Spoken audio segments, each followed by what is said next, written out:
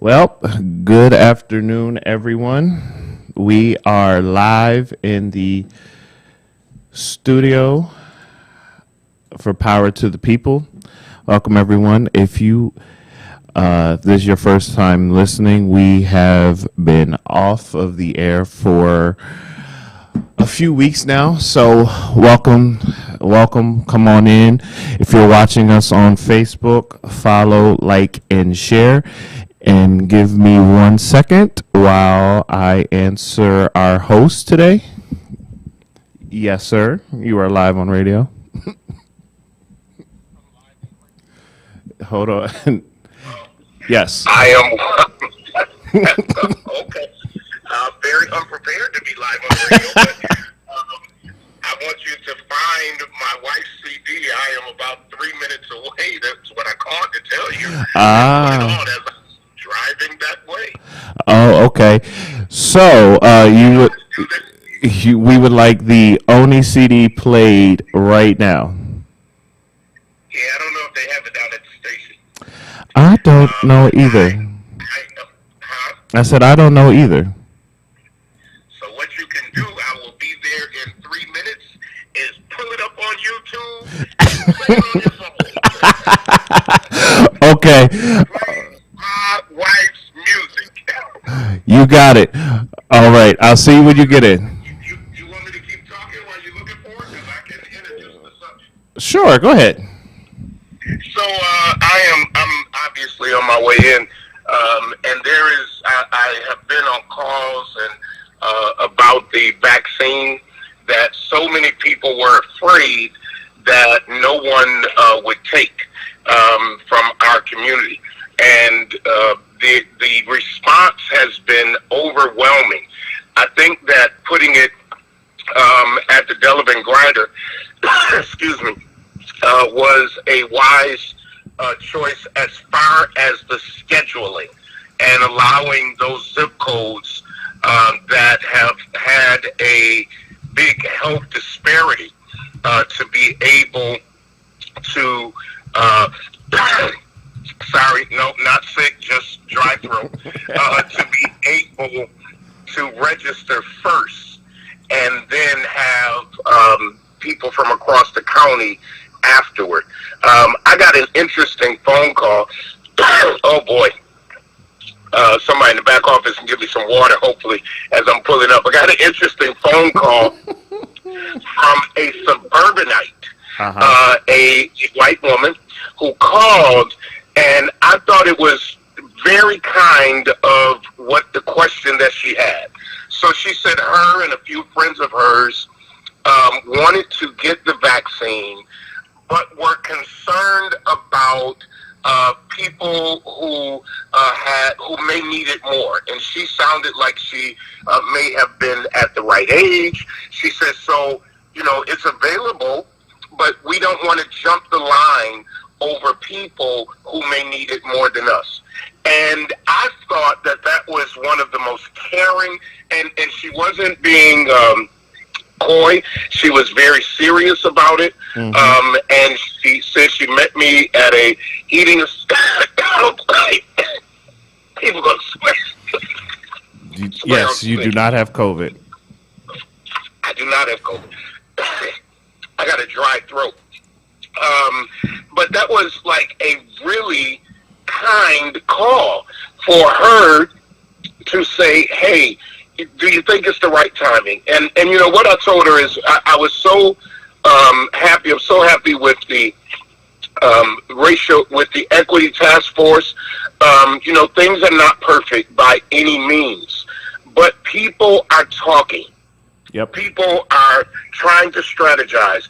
And when I say, if you compared at least Erie County's rollout to other states like Florida and other places, we're way better.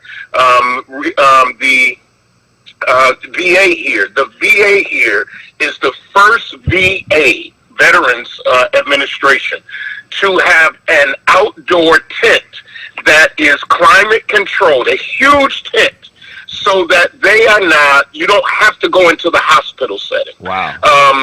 So that people who may have COVID are not taking it into a hospital setting. They are the first, reportedly, and I'm outside now, but I'm on this roll. They are the first reportedly VA in the U.S. to have this huge tent. Even if you look at the county's testing facility downtown, that's nothing but a huge tent. Very well built huge tent, by the way. And they are very efficient in getting you in and getting you out. They go all the way up your head, up into your brain. If you ain't cried in years, you're going to cry, but they're going to get the test. Right? You're going to cry at the county's place. Yes, you are. But it's well organized, and I don't think many people in Western New York and Erie County realize just how efficient it has had its bumps in the roads, trust me. But when you compare it to other areas, I was listening to Mark Pointer today on one of our meeting calls, and, there's people might not know it. There's a whole team out there calling seniors, not even waiting for them to call, assisting them with getting vaccines. Dr. Vasquez assisting with getting them to the vaccine points. Others who have been, Pastor Nichols, who have been assisting. This is a huge effort. And I wanted to make it very plain that it's not only the clergy that involved, but businesses involved. Dottie Gallagher was on a call with the business folks. You got Brenda McDuffie on these calls. You have people from the state, and every week they're asking the same question: how can we do this better? I was able to share with them in the chat. Councilmember Golombek has asked that the vaccines now be made available in the 14207 area because they have huge inequities in health, and so I'm pushing for that. So they're rolling out in many different places. And so what I want to talk about today a little bit is that a group of Catholic bishops in the United States are discouraging people from taking the Johnson & Johnson vaccine. Now, that's only one shot instead of two shots. Right. And their reasoning is what I'm going to talk about today. The other thing I want to talk about is that and I don't know if they voted on it or not. I wasn't able to get the news in the last hour about the state government now saying that they should limit the executive powers of Governor Cuomo, and what people thought about it and what they thought about the job that he has done so far. So I'm going to get out of the car. I don't know if we found a song to play. Yep. I don't know if you have a particular favorite that you want to. I don't care. All of them are my favorite. Oh. So have them play one of Ani's songs, and I'll be back on the flip side of the song. All right. Here we go.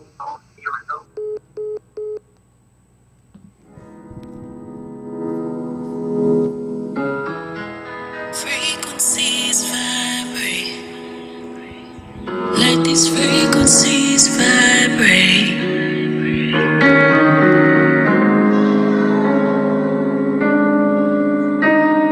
First things first, let me acknowledge that you'll always come first. Let these vibrations rise above the earth and get to who is omnipotent and ever true. I admire nothing that I've done has changed your mind about loving me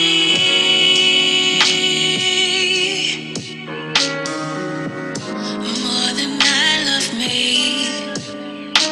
No, who took the sun, placed it in the sky, named every single star that perfectly aligned, made the whole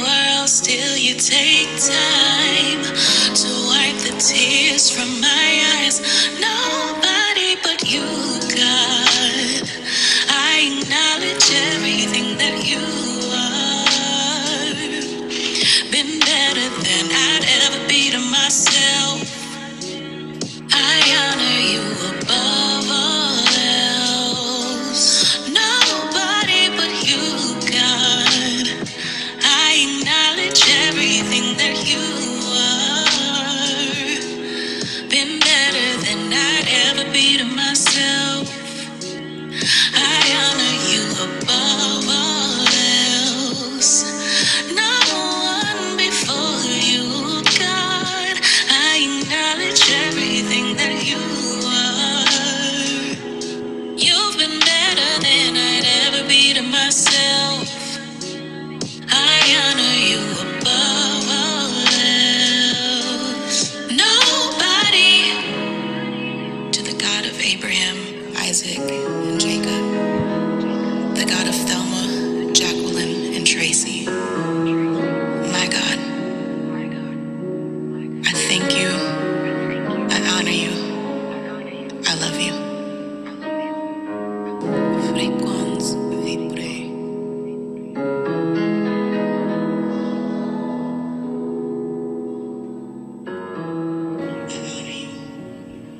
I don't know if I ever heard that little last part.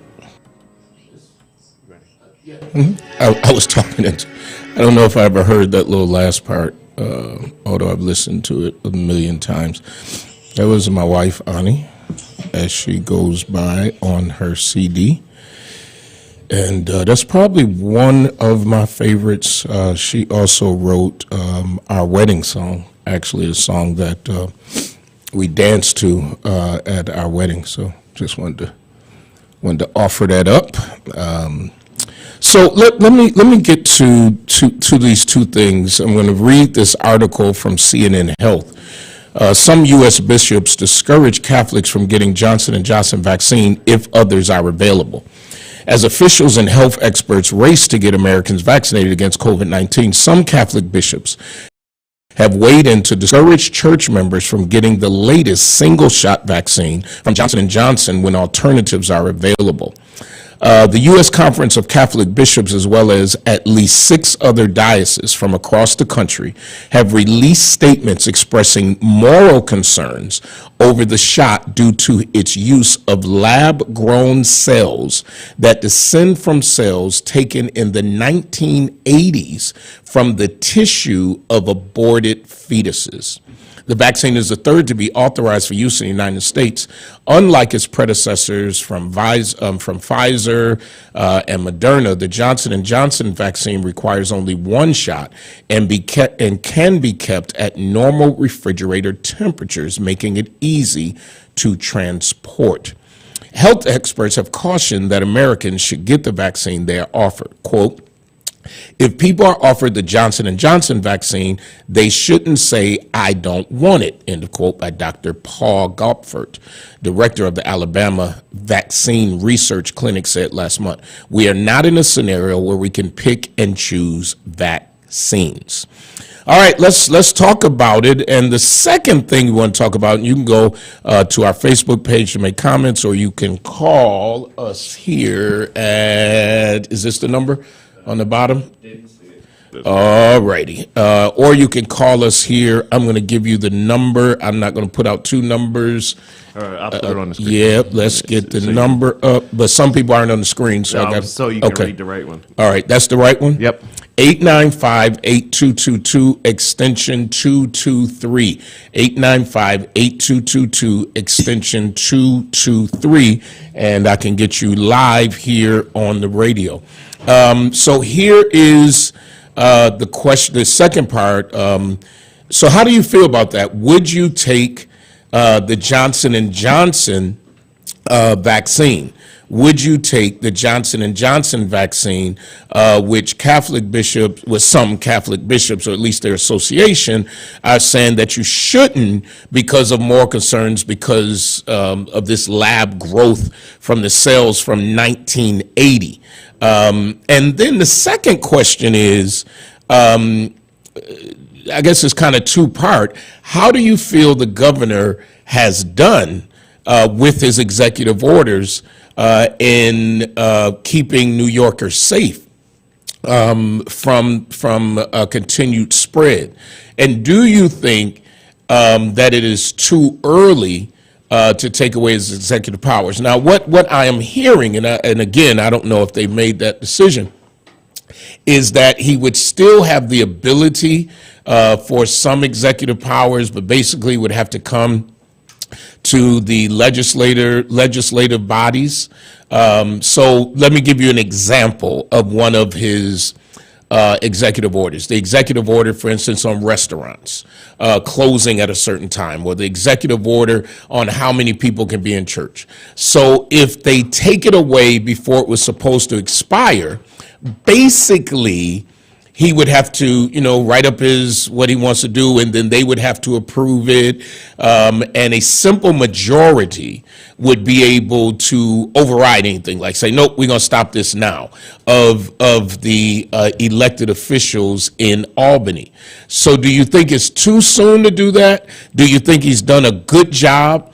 And the other question is, will you take the Johnson & Johnson, or do you feel morally you shouldn't take it because, and I'm going to read what their concern is, their moral concern is, there's a moral concern over the shot, the Johnson & Johnson, due to its lab-grown cells that descend from cells taken in the 1980s from the tissue of aborted fetuses. What's your feeling out there? And I'm going to tell you, as far as the governor, I have not always agreed with some of the governor's executive orders, but I want to remind everybody that New York State was, if not the highest state at one point, of deaths and of COVID infections. If you remember, we had so many deaths that they did not have places to store the bodies. So I do think that it was necessary for the governor to have the ability to quickly make changes. That's my opinion. I don't think that, there were times during COVID when the legislative body was not in session. And so what were you going to do? Have a Zoom call if you had an outbreak somewhere and the governor needed to make a decision? Or even now, what's going to happen if the legislature is in not recess, their weekend recess, I guess, yep, and they're at home and something occurs? I'm kind of concerned about stripping him. Now, I don't think that he should be stripped totally of his executive privilege. I just don't. I think that that as far as governing, and I'm not tying in the two situations, the allegations. I think those should be investigated. I want to be clear. Let me say that from the beginning. Those should be investigated by an independent body. I totally agree. I'm talking about the executive order right now, and whether that you feel that the executive orders are the executive power should be taken away. What do you think, Mark? Well, I think, and I think, like you said, is trying to make sure there is that clarity, because if you're basically telling him that he has to be a lame duck governor, then I completely disagree. Yeah. But if you're just saying when it comes to these restrictions, they have to come before the legislature, I can see it. I mean, it's been what a year happens now. If something happens? I mean, you get a cluster. Yep. And that cluster happens. We find out about it on a Friday. And the governor needs to make a decision that, okay, the cluster, I'm just making this up. The cluster is happening in the churches. Does the governor have to wait then until Monday to make a decision? See, and I don't think so, because I think he would still have the coverage because it's a health crisis. So he can do things, I think, through the health department, not necessarily a vote has to happen. So I think, because I think more his were creating the laws instantly, having to spend money instantly, things like that. I don't know money-wise how much he would need to do instantly without the legislator's approval. See, I think money-wise, and I guess maybe this is my legislative hat, money wise, I think there needs to be a little more oversight. Where, because I mean, you could easily put us in huge debt, Right. and without any oversight at all. So I think money wise, I don't really see. I'm doing something really wrong here, but I figured out. Money wise, I really don't see a problem with the legislative body being involved. It's just when it comes to health, again, and I'm the first to say, I haven't always agreed with him, but I cannot disagree. I'm really messing up this mic. You don't have to come over. I'm going to fix this. I am going to fix this. But I think that administratively, there's not a lot of governors who have done what the governor of New York State has done. Right. He got in there. He rolled up his sleeve. Now, I was tired of seeing him on TV interrupting my Absolutely. programs, and sometimes Every talk day. about the same thing. But it was a health crisis. It was, and of course, I'm stretching a little bit, but it was a health crisis. It is a health crisis. Still is a health crisis. Yep. And you had this governor in Texas who's saying no more mask mandate. No more. Are you kidding me? No. So he then says, but people should still be careful. If people should still be careful, and you just told an entire state that is connected to another country. Sure. Yep. Not that there is no more. I'll tell you this, and I love my daughter. I got a daughter in Texas right now. If I went to Texas, I would wrap my face up. Wrap my face up 28 times, but I ain't going nowhere near Texas because your governor just said, I thought the governor of Florida was bad.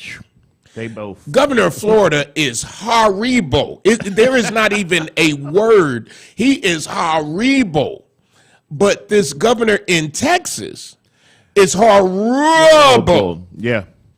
Because you did this the same week the CDC says you might have to start wearing double mask. And he's like, oh, well, no one's going to wear a mask in Texas. Like, I just don't get it. Unbelievable. When you not only still have COVID there, but now there's a new strain going on around. Yep. And I wouldn't mind if Cuomo said, if you go to Texas and you come back, you got to stay in for 2 weeks. Because at the end of the day, they are living on the edge. Carolyn says on Facebook, still is, I'm not sure, I think she was talking about the governor. Because it came up around there, wrap it up with the mask and saran wrap. Yeah, well, might not want to put saran wrap. I think you're going to die. Jen is on. Jennifer Woodard is on our Facebook page. You can always join us at Power to the People Show. Jay Heath is on, and others are on. Thank you for joining us. I just think it is a very dangerous thing to now say, and we still got people here in New York State who live on the edge and who refusing to wear masks and still having house parties in which people are in the house without any masks. Folks, there is still a virus. Let me say it again. There is still a virus. People are still getting sick. People are still dying from this virus. And I know, you think, oh, these are my friends. I know they're all right. You don't know. You do not know they're all right. You just don't know. And I know it's tough to stay in the house. I know, but at least go to places where people are observing social distancing. Right. Now, we've gone and supported local restaurants. We've done that on purpose. And at the end of the day, though, I'm not going to a restaurant that's going to sit me right next to somebody else. There has to be the social distancing. And I have only gone to a restaurant with other people who I'm around every day, and to be exact, Absolutely. who have already had the virus, period, or the vaccine, so that I'm not putting anybody in danger, because a lot of people keep forgetting that although if you get the vaccine, maybe you might not catch it, but you can still carry it. You can still breathe it in, breathe it out, and infect somebody else. It's important. Jennifer says, I have an appointment in April for my vaccine, but Ron can't get it yet. Daphne McNabb, I think that's Dr. Daphne McNabb, says must. And when you must, she says. Carolyn Lane, because people are taking, thinking once you get the shots, they're okay, not enough. Daphne goes on Monday, who I believe is her job is as an educator. I think that, we can only do so much to say it. We have got to observe this thing. I just did the Variety Club Telethon, and by the way, thank you all for almost $800,000 raised. I did the entire telethon with a mask on, 2 days. When I tell you it was the most difficult thing, and it's difficult for me now, even walking from the parking lot in the City Hall. If any of you have ever been downtown Buffalo, you know how the wind goes through. Yep. I already have, a health issue. And now to then walk with my suit on, my coat on, my hat on, and my mask on, a briefcase on my arm. By the time I get upstairs, I'm like, whew, I don't want to leave for a minute.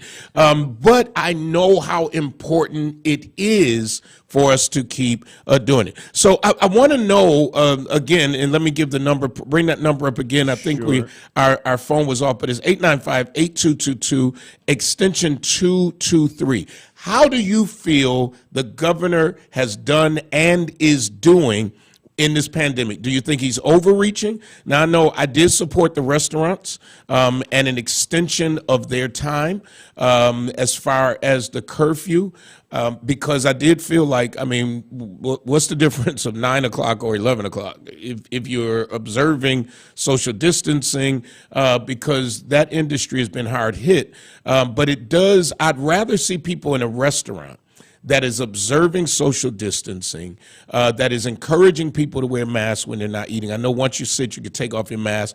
I have a tendency to keep putting my mask back on just to stay safe and keep other people safe.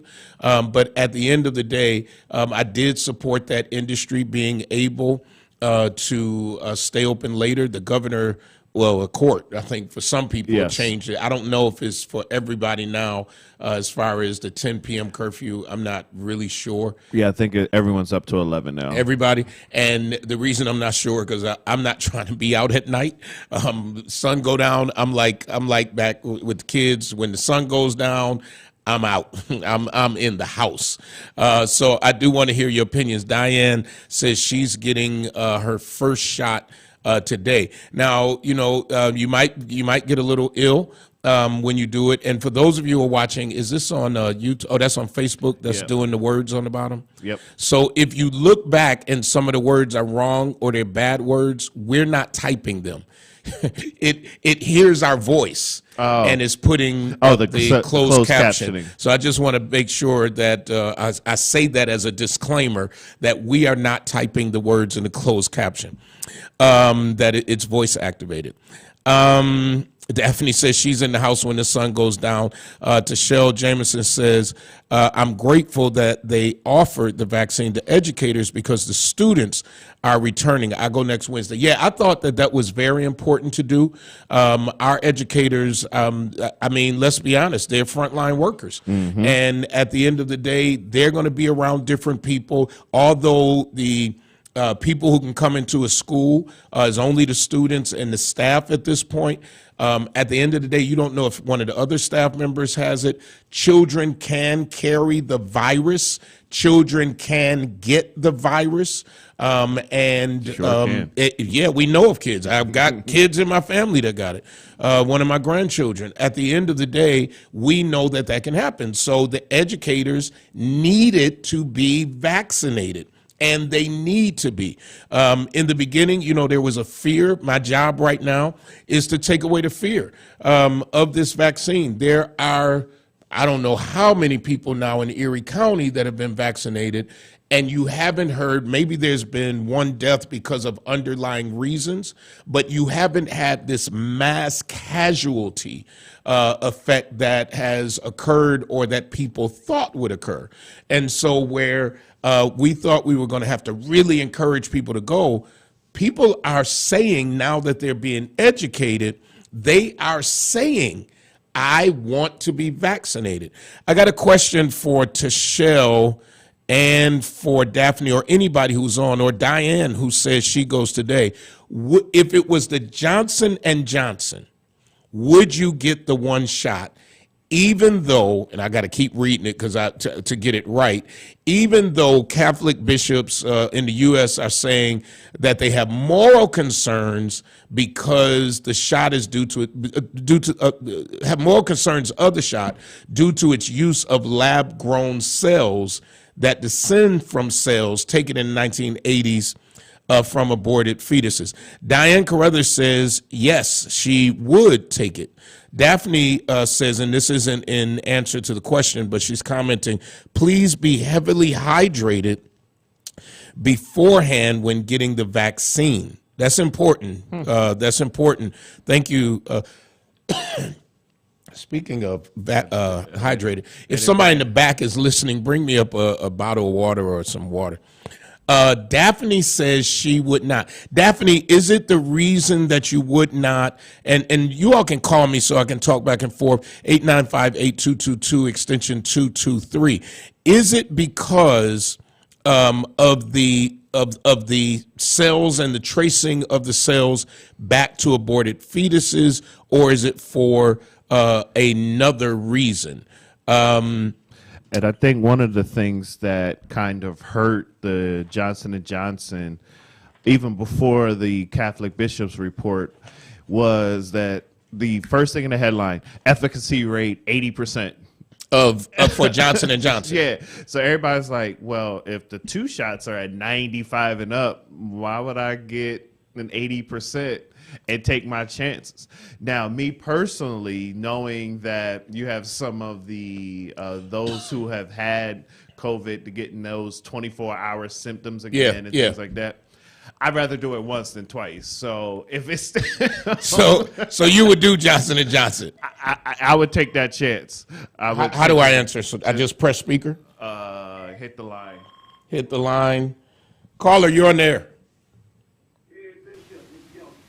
Hey, Bishop, hold on. Let me get some volume. I got static. Yep. Nope, I got static. Got to close that line. I'm trying to see which one it is. This one right here. Yeah, he needs to say something. No, he's okay. Talk. Check. The line is out. You hear the static? Let's just go bring him up. Yep, there we go. Got rid of that line. That line is bad. Okay. Bishop, go ahead. All right, you got me good. About the governor, I think the governor did a tremendous, excellent job. And I'd like to see, I'm glad he didn't resign. I'm glad he let the process go through, and that process needs to be done. And I hope that he come out good, because I kind of like the governor.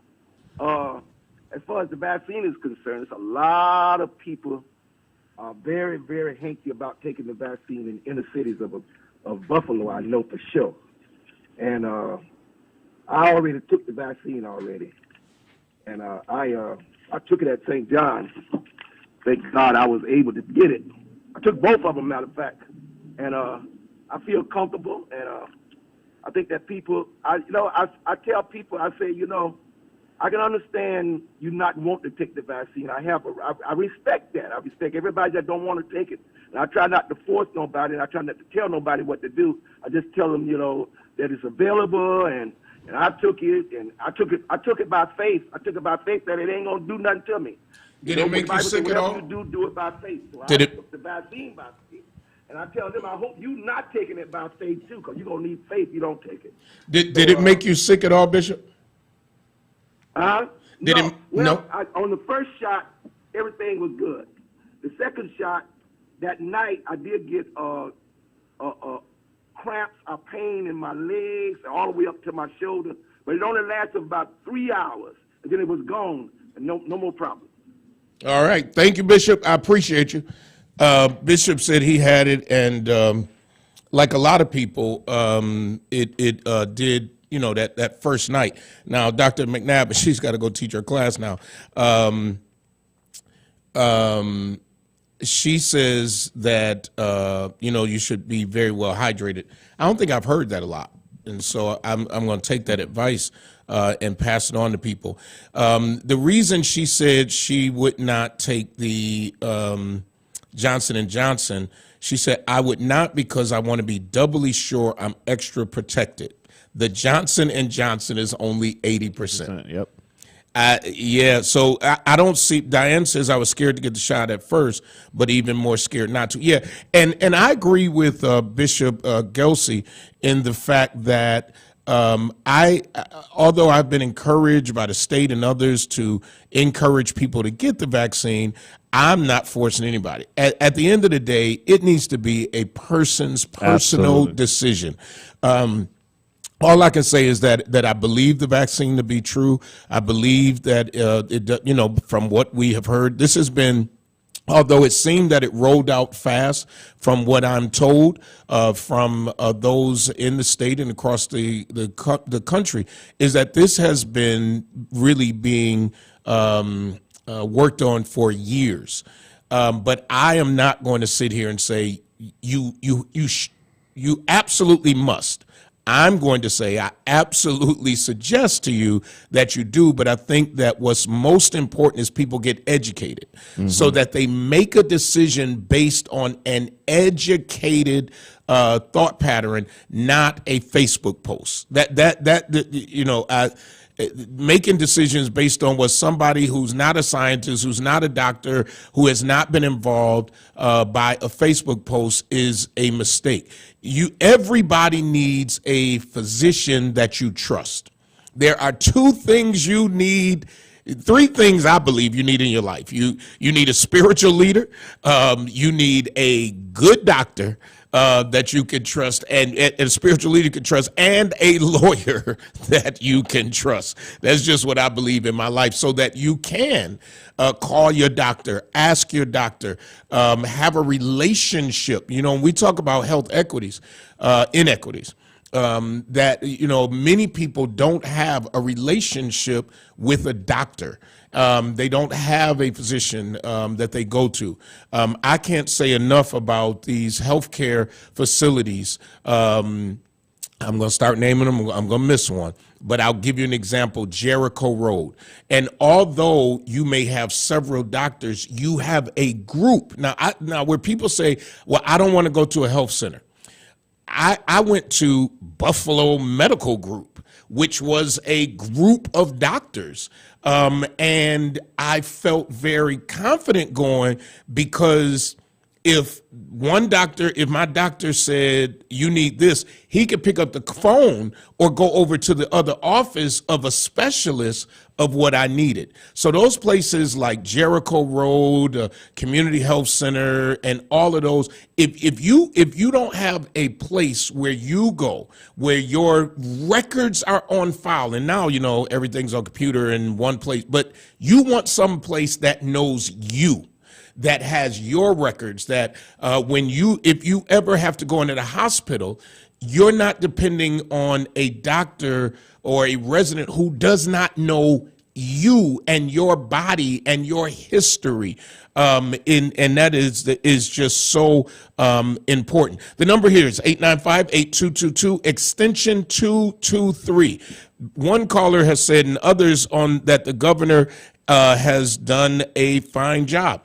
I tend to agree that I think he made the best decisions for the best reasons, and he wasn't just going by the seat of his pants. He had science. Now, the whole nursing home thing, I really don't know enough about it to kind of comment on it. I do wish, and this is just personally, that more people could have seen their loved ones, especially as they were transitioning, who were in nursing homes. I do believe that if things were underreported, that should be investigated too. Like, I'm not saying that because I feel that Como has done a good job with the executive orders, that there don't need to be some answers on some things that are questioned. I absolutely agree that those investigations that are playing out should continue to play out. I'm reading from Facebook, now they're coming out with different things not to do after taking it, like no mammograms for 6 weeks because it would show lumps, and don't drink too much after taking it each day. More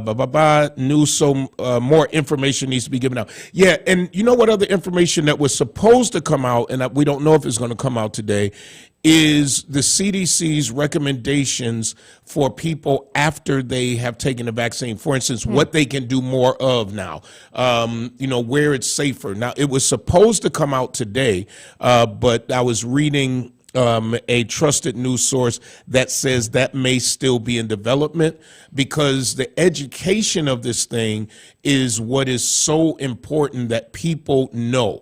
I've read nothing but positive remarks about the pop-up at Delavan. The only negative is about the parking. That is a rough place to park. Matter of fact, I don't even drive over that way. I need any day. I got to go to Hobson's. I really do have to go to Hobson's, but and I am going to go to Hobson's because I'm almost out of white shirts. That's how I know when it's time to go to the cleaners. Alcoholic drinks. She says not to drink alcohol. Oh boy, that was a delay. Y'all got a 5-minute delay back there. I've been begging for water since 12. Thank you. So kind. So kind of you. Huh? You missed it? Carolyn Lane said, I better stop coughing because, there's going to be a rumor that I got the COVID. COVID? Yeah, I got the COVID if I keep on coughing. I had dried, the weather changing. The weather outside is beautiful. I got COVID. I don't have no COVID. I already had the COVID. And this is the crazy thing. Everybody I talk to, professionally, that's the first thing they'll say. So how are you? I know you and your family had the COVID. I still get those questions downtown. I know he was sick. And you're like, that was last year. But it is nice. People are very kind to ask about my health, so I'm thankful. Just a little note in between. We mourn with our mayor and the loss of his dad, and that has nothing. I'm not connecting that to COVID, but I thought that was very important that we acknowledge that the mayor, his father, I think he was like 90. I think he was turning 90 next week. Turning 90 next week. Yes. So, and the mayor is still, I believe, doing the state of the city. It's airing now. It's airing now. So he's still doing it even with the death of his dad. So our hearts go out to our mayor.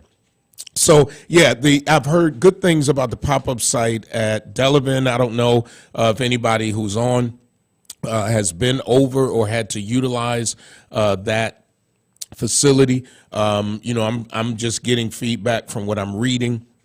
Huge attaboys for Veterans Center. I mean, everybody who was over there was like, I'm surprised it went so smooth. It was 25 minutes average in and out. I know that Roswell did a lot of vaccines, and again, fairly good reviews from people who said that they went there, how they've been treated, and what their experience was at Roswell, where you didn't have to stand outside. They utilized the auditorium. So the good thing about this is that there are more vaccines on the way. And so I asked the question again, do you think the governor has done a good job? Do you think the county executive has done a good job during this pandemic? And would you take the one shot Johnson & Johnson if you couldn't get Moderna, or you couldn't get the Pfizer?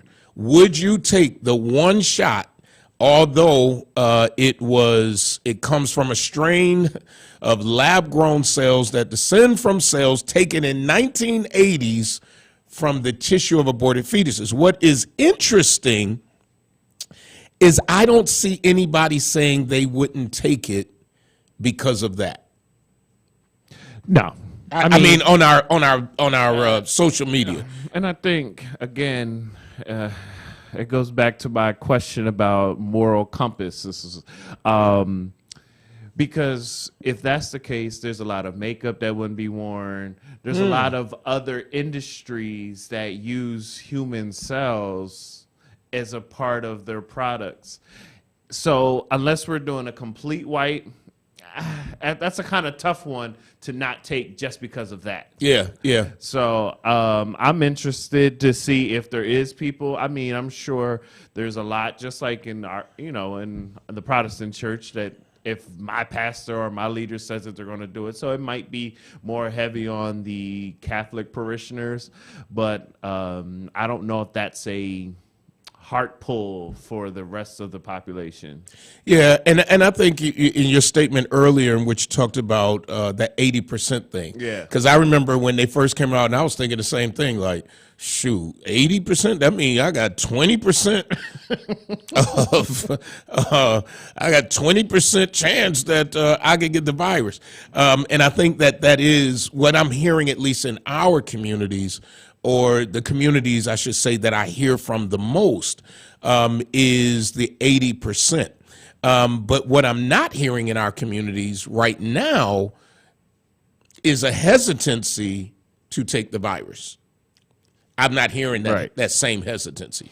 No. I'm hearing more of it's difficult and how do I sign up? But the president of the United States of America says that by May, there should be enough vaccine for everybody who wants to be vaccinated. And I think that is so important. If you are a frontline worker, do you think that frontline workers should be forced to be vaccinated? Ooh. Especially those who are working in hospital settings or could cause a cluster, or working around babies and in NICUs and all that. Do you think they should be forced in order to work? Ooh, that's a tough one, because that goes back to, do you make it a mandatory for like teachers too? Well, there's mandatory vaccines to go to school. Think about think about all those children who virtually they wouldn't even let them into class because they didn't have the vaccine. And I know they said, and I think it was because the category, you can't mandate these vaccine until they remove the emergency off of them, because they got emergency approval. So once the emergency is removed, then they can make it mandatory. Yeah, because what's interesting, if you read the paperwork, it says there is no vaccine yet that basically has been approved. It's been allowed. It's been allowed, not approved. And I think that's a good point. I don't think a person, this is what I think. I think that if you are working in a sensitive area where you could infect other people, you shouldn't necessarily be forced, but maybe you should be moved to another area. Right. I can see that. Especially if you're working with a vulnerable community, if you're working with babies, if you're working with the elderly. Okay, I don't want to be vaccinated. Then I need to try to find you another assignment. Yep. You might be on kitchen duty, or you might be on something else until it is approved. Once it is approved, I think then it may rise to the level of the vaccines that are necessary to keep us from going into another pandemic. And I think kind of almost like the flu shot. Like when Leah worked at Roswell, they had to put a sticker on their badge that said, "I got my flu shot for the year." Wow. So I think even if it is, was that mandatory? I think, or was that just kind of like advertising? I think it was mandatory. Okay. Because I think it lets kind of the people you're approaching know, like, have you got your shot this year, this, that, and the other. So I think you could probably do something like that, maybe in a medical setting or in a school setting. I think the other thing that was interesting, since I compared it to the flu, I think like a week ago they were talking about, even with the COVID shots, the flu numbers are like almost zero Yeah, in yeah. the country. So it's amazing that you can start giving out COVID shots and the flu numbers go down. Well, think about it though. I think and I'm not a scientist, but I think the flu numbers are going down because people are wearing masks. That's true. Washing hands. Washing hands. You just don't have that airborne. And think about it now. I was doing a little coughing because of a dry throat. And I had to keep making sure people know I'm not sick. So if you get the flu, you stand in the house because let me tell you something. Let me be now. Normally, think about it, you get the flu, you make the decision whether you stay in the house, but you still go to a restaurant. You still right. So now, if your eyes red or sweating and if you got a fever, you walking into a place, you can't go in the funeral home now and not get tested. So you walk it in, you get tested, and they say, "Oh, you got 101 degree." Everybody running out of the building like somebody is hollering fire. And don't get one of them automated ones that's your temperature is high. Listen, you can't sit next to me. As Craig say, you can't sit here. You cannot sit next to me and be coughing and sneezing and looking sick. So I think that people, because there are people who have gotten the flu, but it's not, we really didn't have a flu season. Right. And but there is a good thing that I love about this mask wearing. And I wish that healthcare workers too, but food service workers who are working over my food, I wish they had to maintain the mask. Absolutely. I think there should be an order for another year. Keep that mask on when you over my food and talking about you want lettuce on this. I want you to stop talking over my food. Mm-hmm. That's what I want you to do. So like folks like that and healthcare workers, I wouldn't be against them. Leave that mask on. And people with halitosis, they should leave the mask on. They should leave it on. Big facts. But I ain't gonna tell no story. Now, smell your own. Mark gave me this black N95. Now, I wear cloth masks that have been made generously by Jennifer, and I can breathe in them. I put on this mask, and I can barely breathe. But here's the bad part. Now, this is probably safer. I can smell my own breath. Oh Lord. Don't act like when you haven't talked for a half hour. Oh man. Then you say something. Oh man. I'm just telling the truth. I was on the elevator today, and I was on the elevator by myself. I had to pull it up a little bit. I was like, "Woo!" I'm being silly now. See, I don't have the breath issue. I have. But this man. No, seriously. Sometime. Nope. Your breath always sweet. I wish I could ask your wife. You sure can. I'll call her. Mm-hmm. So my issue with this beard is after I eat, and then all I can smell is the food I just ate. Oh, it's terrible. Especially like a pizza or something. Oh, it's horrible. Do I have to lift this phone up again? Or you think you found the mic? I think I found where it's at. All right. Let's try it. Nope. The cord is bad. No. Take me right out. I'm telling you I'm hearing static. You said nope before I even unmuted it. Go ahead, Mark. Go ahead. Did you unmute it? Yes. I have static in my ear. Thank you. Now let's go to this phone. Okay. I don't hear anything. Okay. We'll test it afterward. Caller, you're on the air. Oh. Yeah, did you hang up on him? No. Hello, this is Miss Doyle. Hey, Sister Doyle, how are you, Queen? Oh, I'm doing fine. Bishop, the reason I called, I wanted you to know that the dedication of the auditorium at the Meriwether Library will be announced shortly from Senator Tim Kennedy. It will be a public dedication, and as soon as it's safe to do so, everybody will be notified. All right, and it's being dedicated to whom? The auditorium has been renamed in my honor. It will be called the Dr. Eva M. Doyle Auditorium. I love it, Dr. Doyle. Thank you. Let us know, okay? I will. Thank you. All right, one of our favorite callers, and I'm really happy about that, to give her flowers while she yet lives. And isn't that how the song goes? Yes. You don't know that song. Something about it. I know the line. Let me get back to Janique says, laugh out loud about breathing over my food and the halitosis. She even knows how to spell it. I don't know how to spell Yeah, halitosis. she better than me at that. Oh, I would have had to spell check it, but I ain't telling y'all no story. It does get a little tart up under my mask. So I prefer I could deal with a mask for the rest of the year. Now here's my fear, and I'm not predicting anything bad.